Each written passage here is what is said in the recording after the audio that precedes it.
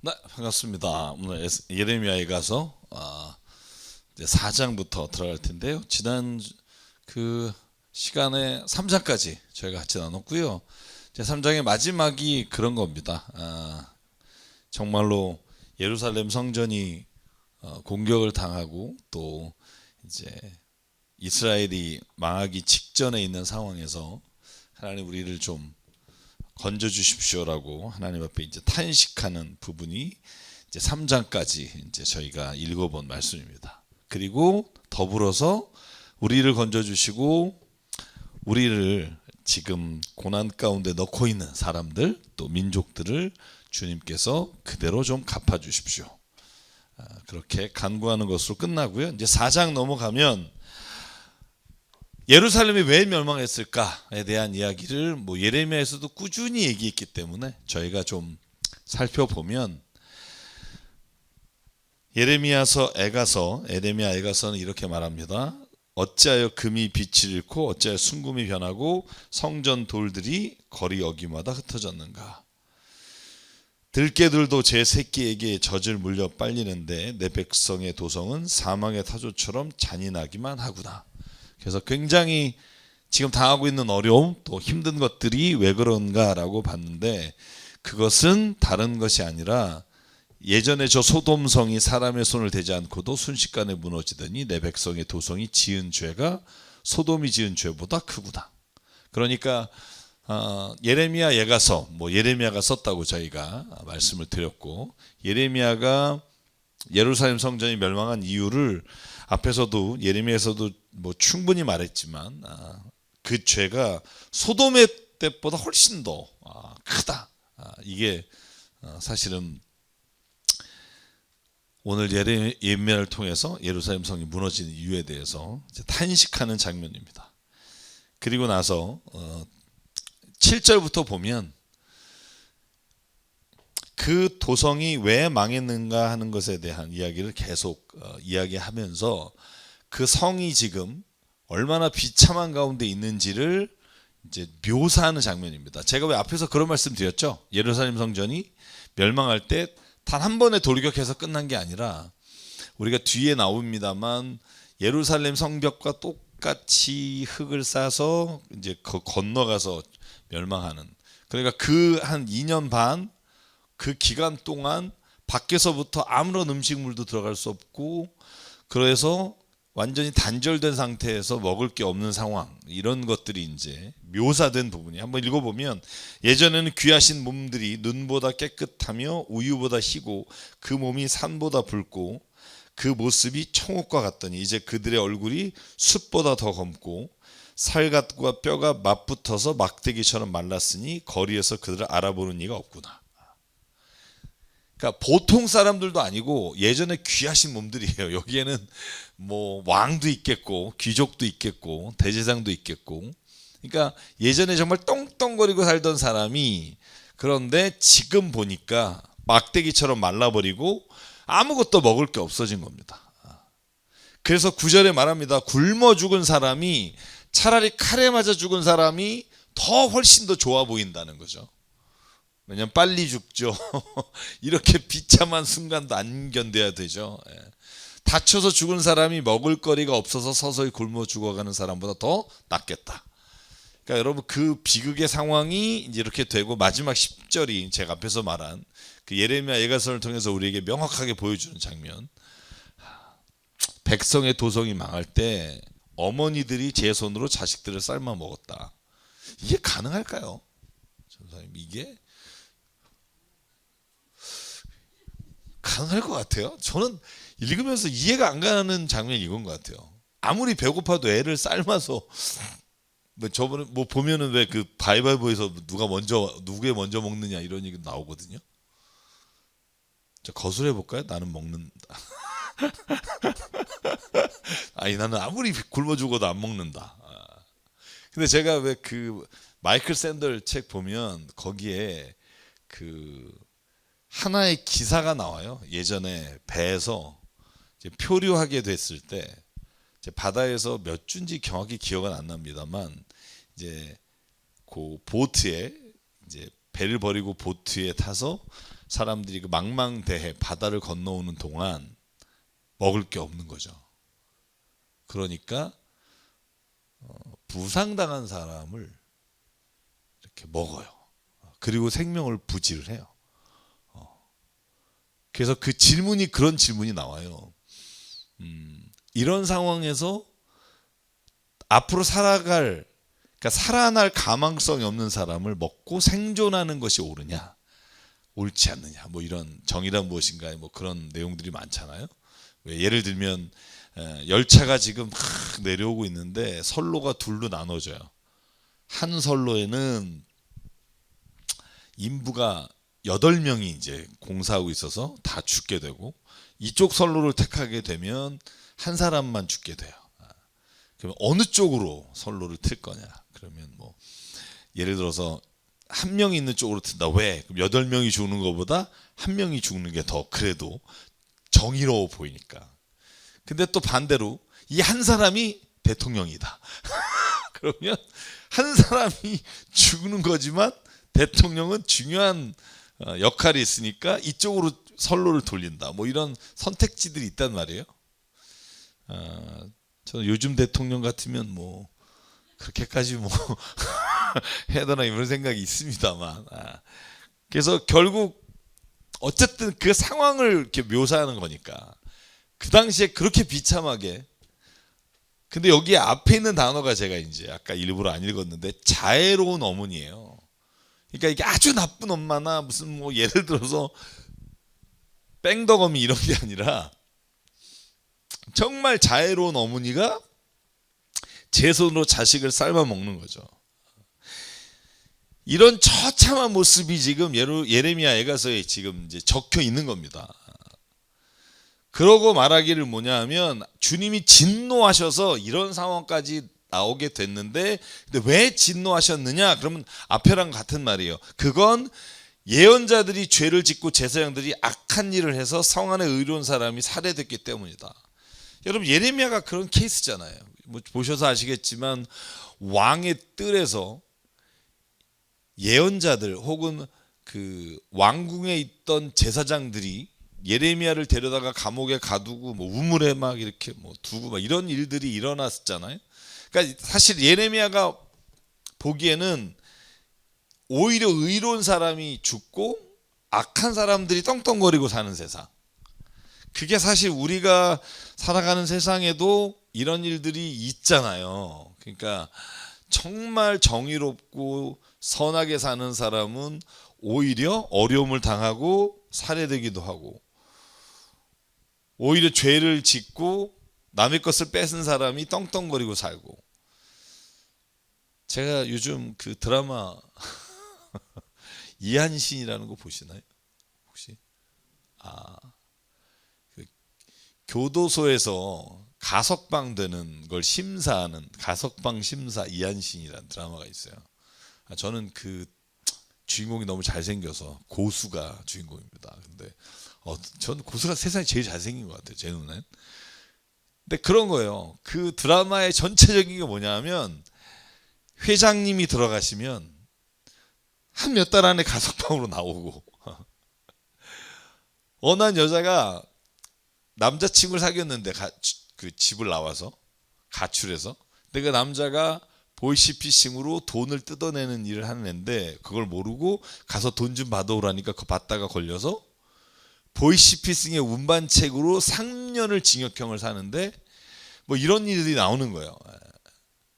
자기는 돈 1원도 안 갖고 운반책을 하다가 3년을 당하고 뭐 몇백억을 뭐 하면 뭐 1년도 안 살고 나오고 막 이런 거. 그래서 어쨌든 울분을 가지고 이 이한신이라는 사람이 가석방 심사위원이 돼서 나쁜 놈들을 못 나오게 하는 뭐 이런 정의로운 사회 구현하겠다 뭐 이런 드라마인데, 우리가 사는 세상도 이렇단 말이에요. 그러니까 하나님이 오늘 예레미야서를 통해서 혹은 뒤에 에스겔서를 통해서 말씀하시는 게 뭐냐면, 뭐 아모스도 마찬가지지만 세상이 이렇게 되면 하나님은 그 세상을 심판하실 거다.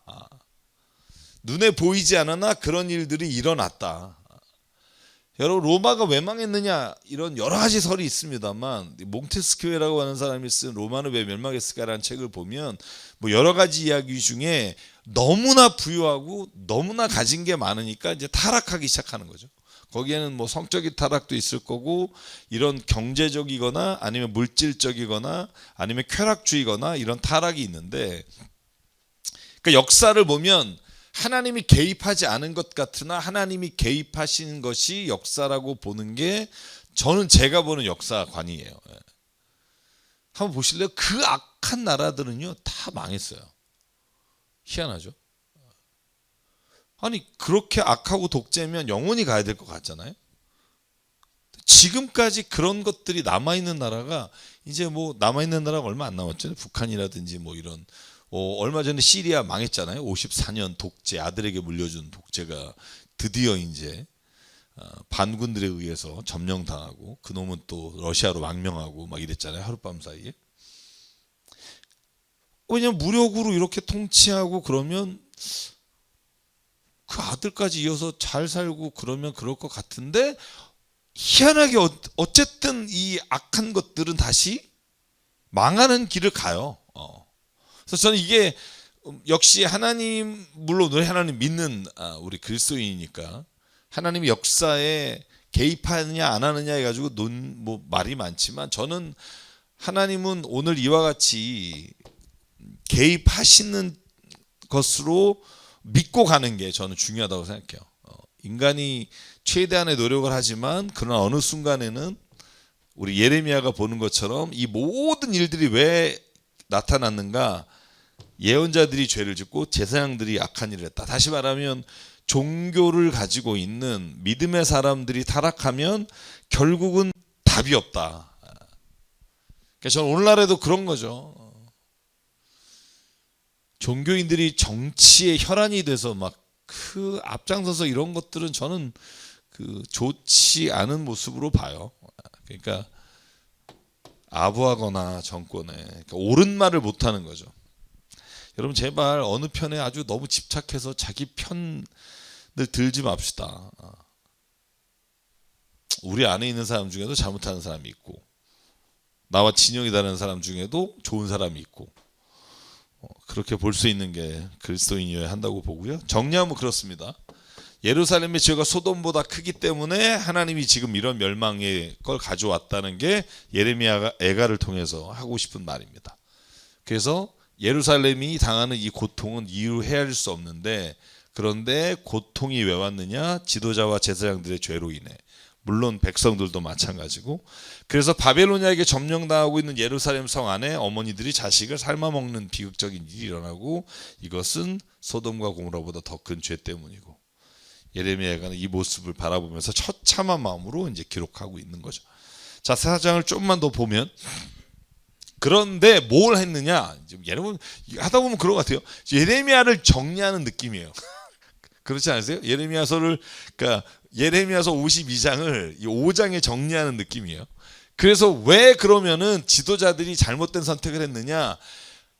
가야 될 분에게 안 가고 엉뚱한 것을 기대해 살았다는 거죠. 그걸 기대하고 헛된 희망을 줬다는 거예요. 자, 지도자들이 맹인들처럼 거리를 헤매지만 피로 부정을 탄 몸이라서 아무도 그들의 옷자락을 만지지 않는다. 사람들이 그들을 보고 비켜라 더럽다, 비켜라 비켜 물러서라 하고 소리친다. 그들은 가버렸다. 그들은 떠돌이가 되어야 한다. 문 민족 가운데서 다시는 안주할 것을 찾지 못할 것이다 하고 말한다. 그러니까 지도자들이 비참한 상황들이 이제 여기 묘사되어 있고요. 주님께서 진노하셔서 그들을 흩으시고 돌봐주지 않으신다. 침략자들은 제사장들을 대우하지도 않고 장로들을 대접하지도 않는다. 자, 이게 지금 앞에 이어서 처참한 상황들을 쓴 다음에 우리를 도와줄 사람을 우리가 눈이 빠지도록 기다렸으나 허사였다. 우리를 구해주지도 못할 나라를 우리는 헛되이 바라보고만 있었다.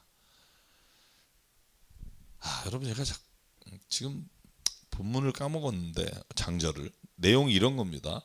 우리의 육신을 죽일 수 있는 사람을 두려워하지 말고 우리의 육체와 영을 모두 죽일 수 있는 하나님을 두려워하라. 그런 말씀이 있잖아요. 그러니까 눈이 빠지도록 우리를 구해줄 사람을 기다렸지만 결국은 어느 나라도 우리를 구해줄 수 없었다. 오히려 잘못될 때 옆에 있는 에돔이나 뭐 다 침략자가 돼서 오히려 어려움을 당할 때 우리의 것을 약탈하고 빼앗아 갔다. 그래서 여러분 그 모든 예언서에는 나오는 게 에돔과 모압과 멸망에 관한 예언들이 나오잖아요. 왜 그러냐 하면 그런 어려움을 당할 때 도와주는 게 아니라 오히려 더 침략해서 뺏어가는 일이 훨씬 더 많았다는 거죠. 그래서 우리의 끝이 가까이 왔고 우리의 날이 다하였고 우리의 마지막이 이르렀다. 우리를 쫓는 자들은 하늘의 독수리보다 빨라 산속까지 우리를 쫓아오며 사막에 숨어서 우리를 노린다. 네, 이게 바벨로니아가 쳐들어와서 하는 일도 마찬가지지만 주변의 사람들도 오히려 어려움을 더 가중시켰다는 말이고요. 자, 그 다음에 다시는 이라고 제가 제목을 정했는데, 우리의 힘 곧 주님께서 기름 부어 세우신 이가 그들의 함정에 빠졌다. 여러분, 주님께서 기름 부어 세우신 이가 누구죠? 뒤에 보면 5장에 이런 비슷한 게 나오는데, 우리의 힘 지도자들을 매달려 죽고 장도를 천대받고 뭐 이런 말이 나오는데, 여기는 아마 그 주석서에 보면 시드기야 왕이 아닐까 그렇게 표현합니다. 시드기야가 남유다의 마지막 왕이잖아요. 마지막 왕이고 두 눈이 뽑히고 이제 포로로 끌려간. 그래서 기름 부어 세우신 이가 그들의 함정에 빠졌다. 그는 바로 문민족 가운데서 우리가 그의 보호를 받으며 살 것이다 하고 우리가 말한 사람이 아닌가. 우스 땅에 사는 딸 에돔아, 기뻐하며 즐거워하려면 할 테면 하려무냐. 이제 내게도 잔이 내릴 것이니 너도 별수 없이 취하여 벌거벗을 것이다. 보시면 에돔이 기뻐한다는 거죠. 에돔이 누구예요? 따지고 보면 야곱과 에서에서 에서의 자손이잖아요. 그러니까 자기의 형제, 그러니까 자기의 친척이겠죠. 남유다가 멸망당하는 걸 보고 기뻐하고 즐거워하는데 이런 거죠. 너 얼마 안 남았어. 에스겔서를 보면 에스겔서도 22장부터 35장까지인가요? 쭉 이방 나라에 대한 멸망에 대한 예언들이 있어요. 예레미야도 있었지만 마찬가지로 에돔아, 뒤에 또 말해요. 에돔의 도성아, 주님께서 내 죄악을 벌하시고 내 죄를 밝혀낼 것이다. 그래서 주변에 있는 나라들이 오히려 남유다가 어려움을 당할 때 도와준 게 아니라 오히려 그들을 향해서 더 어려움을 가중시켰다는 거고, 빨간색으로 제가 쓴 건 그러므로 시온아, 이건 남유다를 말하죠. 이제 내가 지은 주의 형벌을 다 받았으니 주님께서 다시는 내가 사로잡혀가지 않을 것이다. 여러분, 에스겔서도요 딱 나눠져요. 그러니까 우리 앞으로 보겠지만 에스겔서도 34장까지는 이스라엘의 죄악과 이방인의 멸망에 대해서 말하지만, 여러분 에스겔은 어디에서 예언을 받냐 하면 바빌로니아의 그발 강가에서 예언을 듣는단 말이에요. 예루살렘 성전이 무너졌다는 소식을 딱 듣자마자 예언이 이렇게 바뀌어요. 그러니까 너네들은 죄를 졌다, 뭐 멸망을 당할 것이다. 그러다가 예루살렘이 멸망했다는 소식을 딱 듣고 그때부터 어떻게 바뀌냐면 주님이 다시는 너희를 해하지 않으시고 너희를 구원해 주실 것이다. 이렇게 메시지가 바뀌어요. 자, 이사야는 몇 장에서 바뀌죠?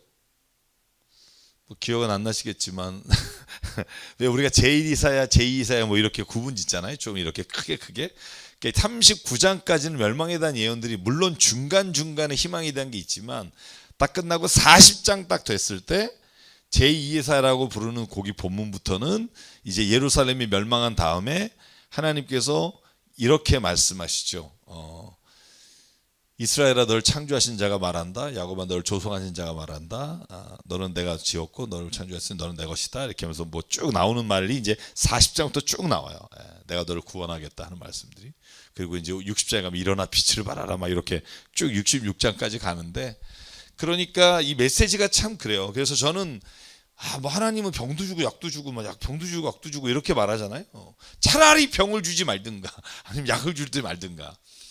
근데 성경을 보면 그 지점이 있어요. 그게 뭐냐면 하나님 우리의 죄악이 있을 때 끝까지 돌아오라라고 하는 시점까지는 회개하라는 쪽으로 가요. 너희가 멸망당하는, 너희 하는 짓을 봐라. 정의가 하수같이 흐르게 해야 된다. 막 이렇게 얘기하다가 멸망이 되면 그 다음부터 예언자들은 희망을 말해요. 다시를 너희를 버리지 않으실 거고 하나님이 너희를 구원해 주실 거고 막 이렇게 메시지가 바뀝니다. 하나님이 변덕스러운 게 아니라 인간이 하나님의 말씀을 따라 살지 않기 때문에 그런 말씀들이 이렇게 나눠지는 지점이 있다는 거고요.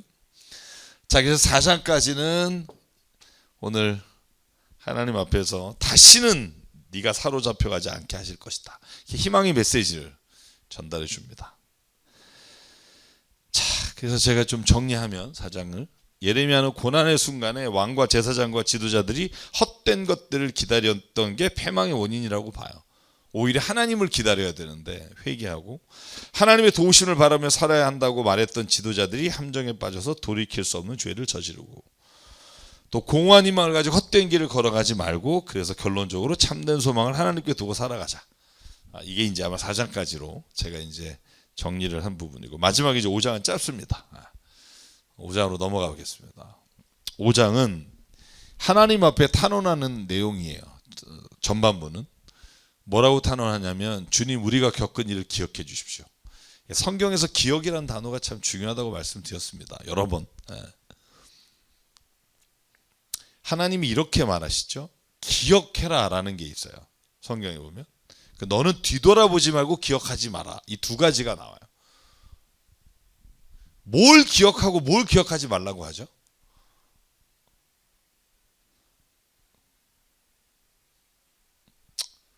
한번 제가 목이 아파서 얘기는 안 하죠. 뭘 기억하고 뭘 기억하지 말라 그러죠? 기억해라 그러면은 뭐가 나오냐면 항상 그게 나와요. 이집트에서 너희를 구원한 여호와를 기억하라요. 광야에서 너희가 고난당할 때 너희를 이끌어 가신 여호와를 기억하라, 이렇게 되어 있어요. 기억하지 마라. 뭘 기억하지 말라고 되어 있죠? 성경에 보면 모세가 뭐라고 말하죠? 너희는 뭘 기억하지 마라? 뒤돌아보지 마라, 기억하지 마라, 뭐 이런 단어들이 나올 때는 뭐와 연관이 되냐면, 너희가 전에 있었던 자랑스럽고 부귀와 영화와 이런 것들을 너희들이 지금 그걸 기억하면서 지금 이 상황이 너무나 힘들고 어렵다고 하는 것들을 자꾸 반복해서 생각하지 말라는 말이 나와요. 예를 들면 이런 거죠. 이집트에서는 괜찮았는데 라든가, 말도 안 되는 소리지만, 그러니까 잊어버려라 라고 돼 있어요. 그러니까 너희가 어려웠던 이런, 혹은 너희들이 당했던 어떤 것들에 대해서, 그러니까 여호와 하나님은 기억하되 너희가 행했던 모든 것들은 그냥 잊어버려라. 물론 길갈에 돌을 쌓으면서 하나님이 너희에게 여기까지 이끌어내신 것은 기억하라, 이런 거예요. 기억하라는 것과 기억하지 말라. 그래서 저는, 제가 여러분에게 예전에 라이놀드 니버의 이제 기도에 대해서 말씀을 드렸잖아요. 그죠? 그러니까 라이놀드 니버의 기도, 제가 여러분에게 제일 좋아하는 기도라고 그랬는데, 하나님, 내가 하나님이 해야 될 것을 내가 하지 않게 하시고, 내가 해야 될 것을 하나님께 미루게 하지 마시고, 그리고 이 둘을 분간할 수 있는 지혜를 주십시오. 이게 라이놀드 니버라고 하는 윤리학자, 기독교 윤리학자가 한 기도인데, 저는 그거가 역시 여기에 적용하면 우리가 기억해야 될 것은 잊어버리고 잊어버려야 될 건 기억해요. 그러니까 예를 들면 내 인생에 있어서 하나님이 나를 이끌어 주셨고, 내가 그런 상황 가운데 하나님 나를 인도해 주셨지, 이건 잊지 말라는 거예요. 근데 우리가 잊지 않고 기억하는 건, 그 새끼가 나를 이렇게 힘들게 했지.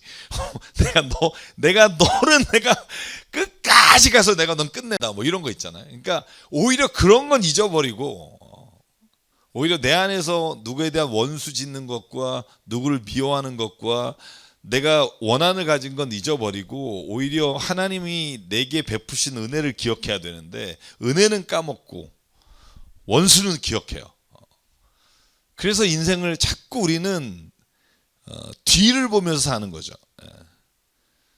그래서 저는 제가 여러분에게 말씀드렸지만, 프로이드라는 사람과 미움받을 용기를 쓴, 제가 갑자기 이름을 까먹었습니다만, 두 심리학자의 차이가 뭐냐면, 프로이드는 자꾸 지금 무슨 일이 일어나잖아요. 그러면 자꾸 내가 무의식 중에 과거에 있었던 트라우마를 계속 추적해서, 내가 이것 때문에 지금 여기에 있구나, 이런 원인 추적을 해요.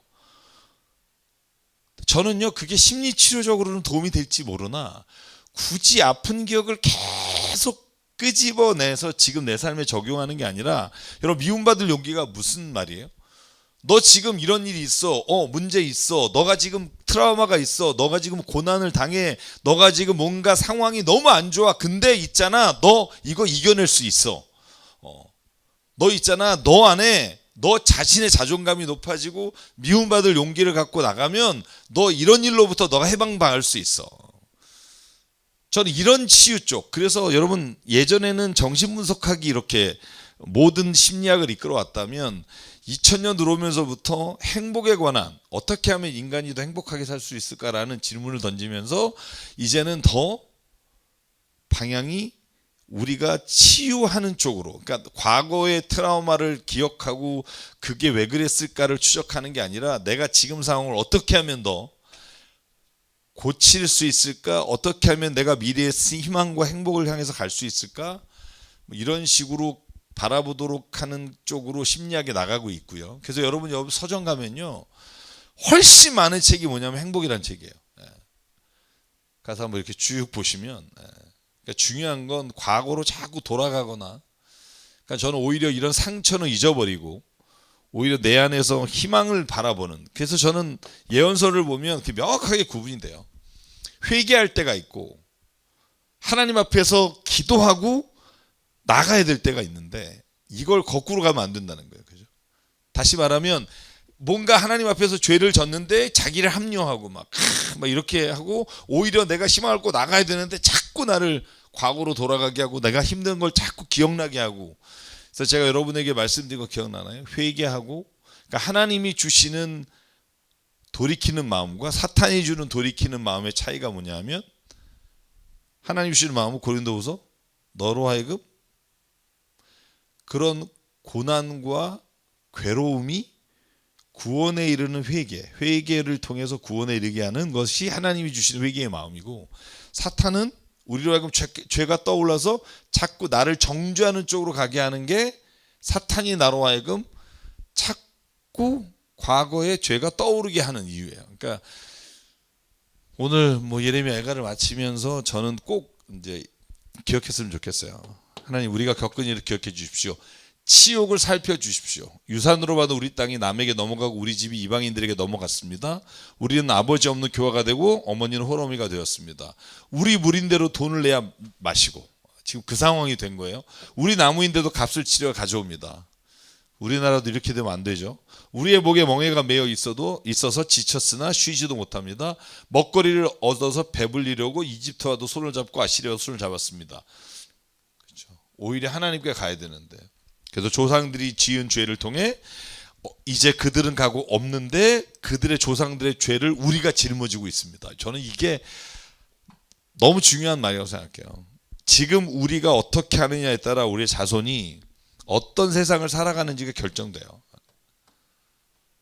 지금 예레미야가 말하는 거예요. 조상들의 죄는 그들이 죄를 짓고 사라져서 그 고통을 안 겪지만, 그 죄가 오늘날 우리에게까지 영향을 미치고 젊은이들이 오히려 그 짐을 짊어지고 산다는 거예요. 종들이 우리의 통치자가 되고 그들에서 우리를 구해줄 리가 없습니다. 굶기를 밥 먹듯 하다가 살같이 아궁이처럼 까맣게 탔습니다. 시온에서는 여인들이 짓밟히고 유다 성읍들에서는 처녀들이 짓밟힙니다. 마지막 예레미야 이제 마지막입니다. 우리의 힘 지도자들은 매달려 죽고 장로준 신대를 받습니다. 그 이제 어려운 상황이고요. 젊은이들이 맷돌을 돌리며 아이들은 나무짐을 지고 비틀거립니다.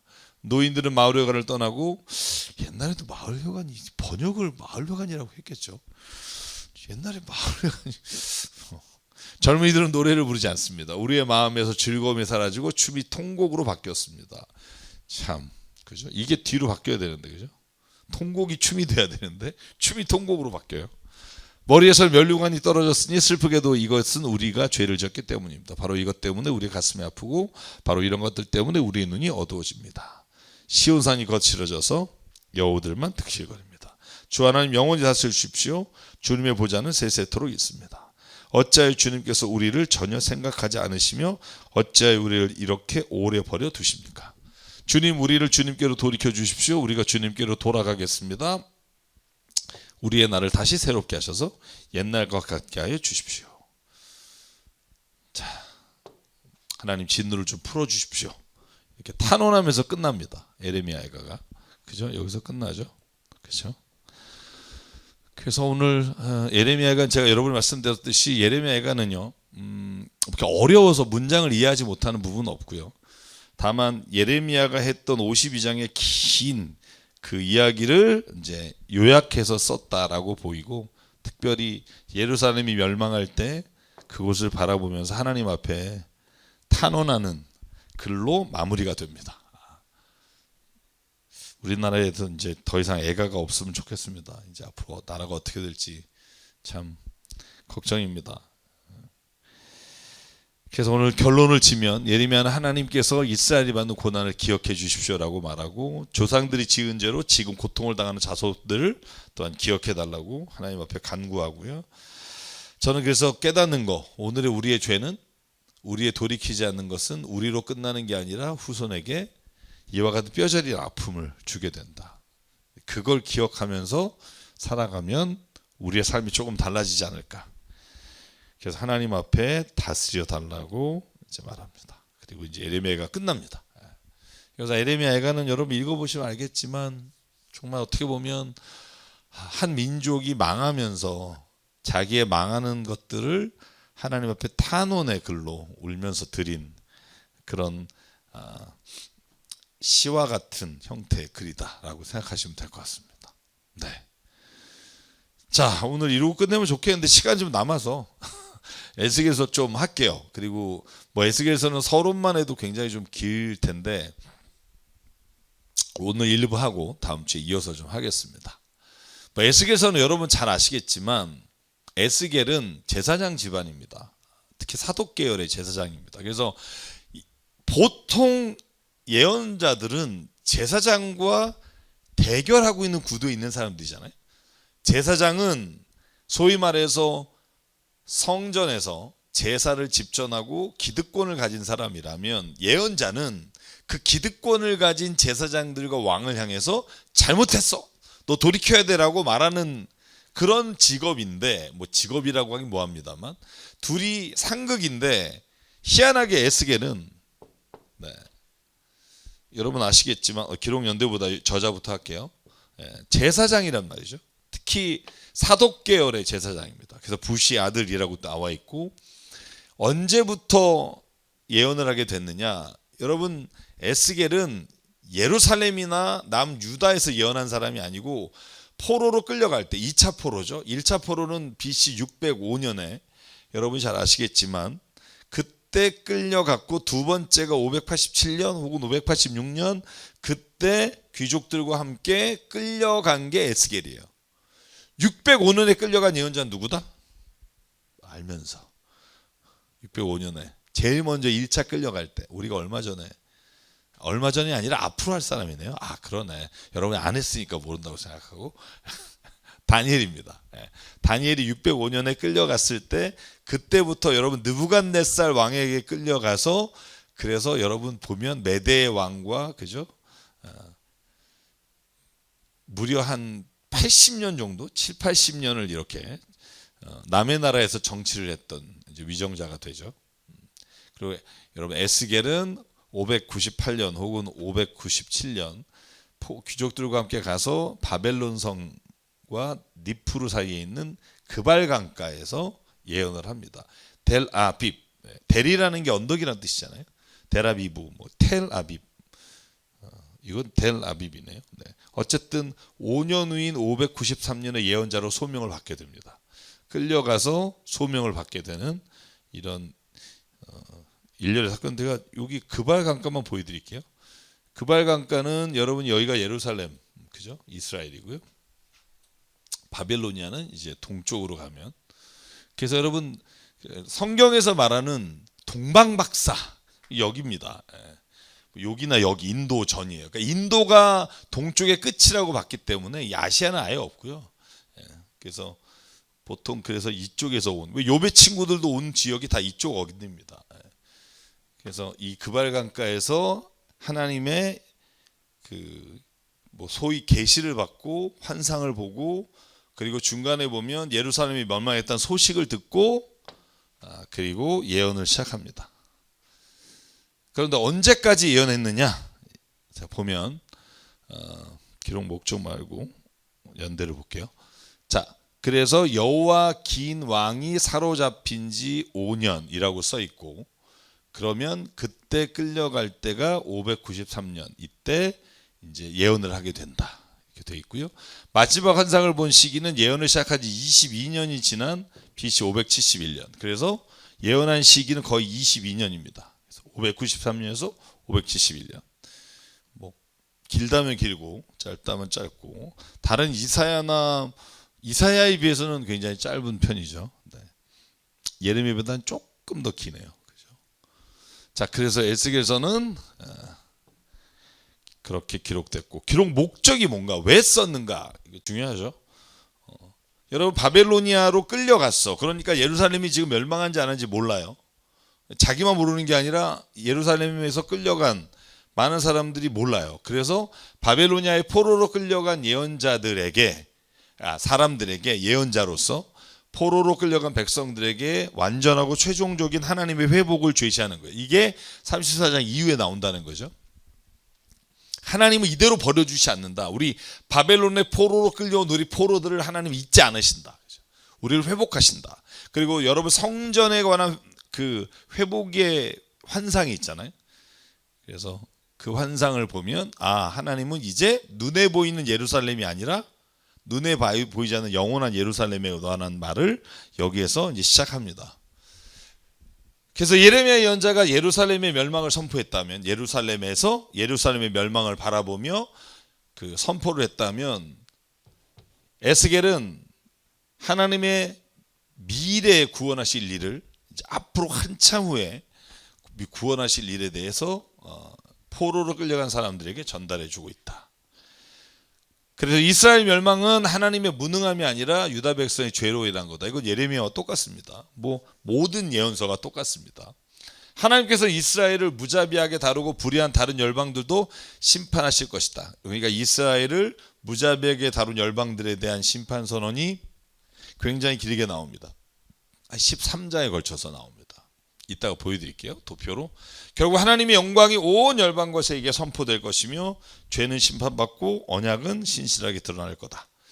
이게 에스겔이 전하고 싶은 이제 내용입니다. 자, 또 하나는 다니엘서가 이스라엘의 정치적 회복을 선포하죠. 그래서 여러분, 다니엘은 세 가지 환상이 다 똑같잖아요. 그죠? 머리부터 가슴, 여기 편에서 발에 진흙과 쇠까지 다 합쳐서 뭐냐? 그러면 바벨로니아와 그다음에 페르시아와 그 뒤에 나오는 알렉산더 대왕, 그죠? 그리스와 그다음에 로마와, 그리고 로마 뒤에 나오는 왕국에 대한 이야기잖아요. 그런데 에스겔서는 달라요. 에스겔서가 보는 환상이나 에스겔서가 선포하는 건 뭐냐면, 이런 정치적으로 나라가 흥망성쇠하는 거에 관심이 있는 게 아니라, 에스겔을 읽어보면 종교적으로 하나님이 성전을 회복하시고, 여러분, 왜 에스겔이 가장 유명한 게 뭐죠? 물론 마른 뼈 환상도 있죠. 마른 뼈 환상하고 또 하나가 뭐냐면, 성전 미문에 물이 차서 무릎까지 올라오고 목에 차고 바다로 흘러가고, 그게 결국은 성전에서 물이 흘러나와 온 세계 열방으로 간다는 거거든요. 하나님의 영적인 회복, 종교적인 회복에 관한 메시지예요. 그래서 다니엘서와 에스겔서의 아주 굉장한 차이점이 거기에 있다는 거죠. 그래서 성전이 회복될 것이고, 종교적인 제도에 관심을 가지고 제사장적인 관점에서 이스라엘 회복을 말한다. 그러니까 정치보다는 종교와 영적인 관계에서.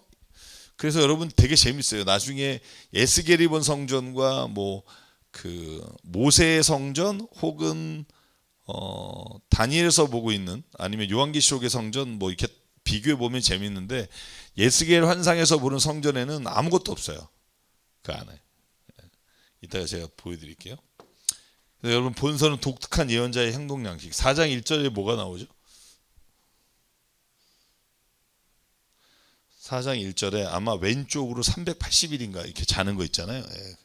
그러니까 약간 죄송해요. 제가 이런 표현하면 그런데, 약간 누가 봐도 또라이 같은 어떻게 한쪽으로 380일인가를 자고, 그게 특별히 여러분 12절에 보면은 그런 거 있잖아요. 여기 12장에 보면 아내가 죽는데 슬퍼하지 말라 그래요. 기억나시나요? 에스겔에 너 울지 마 그래요. 한 애가 죽었는데 울지 마. 왜 그러냐면 그 다음에 뭐라고 하냐면 너희가 이스라엘의 죄로 말미암아 딸들과 아들들이 다 죽게 될 때 너희가 그게 너의 죄로 인한 것을 알게 될 거다. 뭐 이런 얘기가 나와요. 그래서 에스겔로 하여금 여러분 호세아서에 그 고멜 아내가 왜 창녀가 받아들였으나 또 도망가잖아요.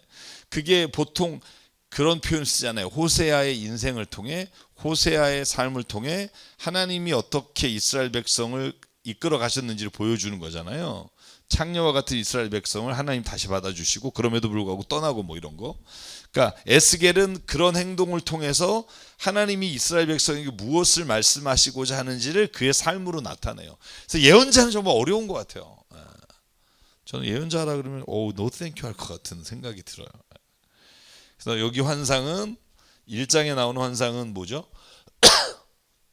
내 얼굴 환상 제일 먼저 나오죠. 내가 좀 그림을 보여드리면 내 얼굴 환상. 그 얼굴들의 모양은 넷이 아픈 사람이요, 내 우편은 사자 얼굴이요, 좌편은 소요, 내 독수리다. 한마디로 하면 괴물이죠. 괴물. 나중에 자세히 들어가면 할게요. 비유를 쓰고 그래서 에스겔서는 읽어보면 조금 어렵다는 느낌을 좀 받을 겁니다. 그러나 뭐 그렇게 보기 뭐 완전히 힘들진 않다. 그런 말씀을 드리고요. 자, 그래서 기록 목적을 하나로 말하면 내가 여호와인 줄 알리라 해요. 너네 지금 그발 강가에 포로로 끌려왔지. 너네가 인생 끝난 것 같지? 아니야. 하나님이 너희가 하나님 여호와인 줄 알게 되기를 바란다는 거예요. 이제 무려 몇 번 나오냐면 54번 나와요. 그럼 에스겔서가 48장이잖아요. 48장에 54번이면 한 장에 한 번 이상 나오는 거예요. 그 말이 뭐냐면 내가 여호와인 줄 알리라. 너희가 알리라. 그래서 이게 굉장히 중요한 문구다라는 거고요. 왜 썼는지에 대한 거예요. 여러분 우리가 호세아에서 가장 유명한 이런 반복되는 말이 뭐죠? 여호와를 알라, 힘써 알라, 그죠? 그런 단어가 몇 번 나오죠. 특히 6장에 반복되는데 여기는 내가 여호와인 줄 너희가 알리라, 그죠? 자, 구조만 잠깐 볼게요. 에스겔의 구조는 이제 1장부터 48장까지가 어떻게 돼 있느냐? 앞부분에는 1장부터 11장이 이제 네 동물의 환상을 보면서 하나님께서 예루살렘의 눈에 보이는 성전에서 영광이 떠나갔다는 걸 보여줘요. 그죠? 그리고는 이제 소명을 이제 3장에서 받고 그 다음에 하나님의 심판이 선언되고 에스겔의 아내의 죽음으로 심판 메시지가 종료되고 그리고 나서 12장이 아까 아내가 죽는 게 아닌가 보네요. 나중에 한번 찾아볼게요. 저도 지금 헷갈리기 시작하네요. 자, 25장부터 32장까지가 열방의 심판입니다. 암몬, 모압, 에돔, 블레셋, 두로, 시돈. 이거 어디서 봤죠? 예레미야에서 봤죠. 그러니까 어쨌든 주변에 있는 모든 나라에 대한 멸망까지도 예언을 합니다. 그리고는 에스겔의 사명 파수꾼에 대한 걸 보고 예루살렘 함락 소식을 들으면서 회복으로 메시지가 바뀌어요. 그리고 여기서 뭐 여러분 마른 뼈가 살아나리라, 이게 여기에 하나님의 회복 선언하는 사실이 여기 나오고요. 그 다음에 하나님의 성전에 영광이 돌아온다. 그래서 여러분 여기에서 뭐 에스겔이 본 환상들이 쭉 설명이 됩니다. 자, 그래서 요약하면 좀 깨집니다만 시기적으로 구분하면 이렇습니다. 처음에 소명을 받게 되고 바벨론 2차 포로 기간 전반부터 완전히 멸망할 때까지, 그리고 나서 멸망되고 나서 메시지가 바뀌고 이스라엘의 회복에 관한 말씀으로 크게 보면 그렇습니다. 그리고는 새 성전이 이제 환상 가운데 본 거를 기록하게 되어 있습니다.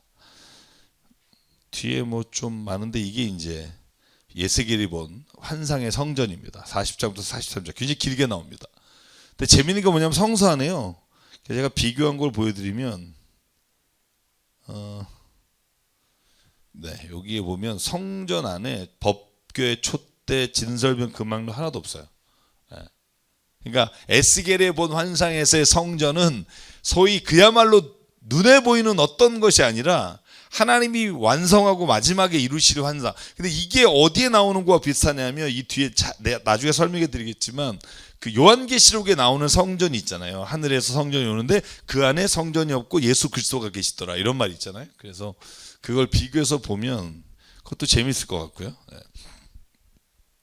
그래서 어쨌든 오늘 여기까지 볼게요. 여기까지 보시고 아마 이 그림들은 제가 각 장별 가면서 설명을 자세하게 좀 나누겠습니다. 그래서 오늘 어쨌든 이제 다음 주부터 이스라엘 에스겔에서 들어갑니다. 그래서 다음 주부터가 아니라 다음 주부터 한 달은 계속 수요일이 다음 주에 저희 특세라 쉬고 25일이 수요일이고 1월 1일이 수요일이에요.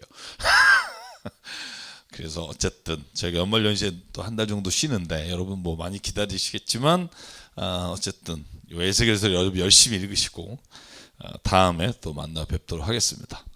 감사합니다. 샬롬 샬롬 샬롬.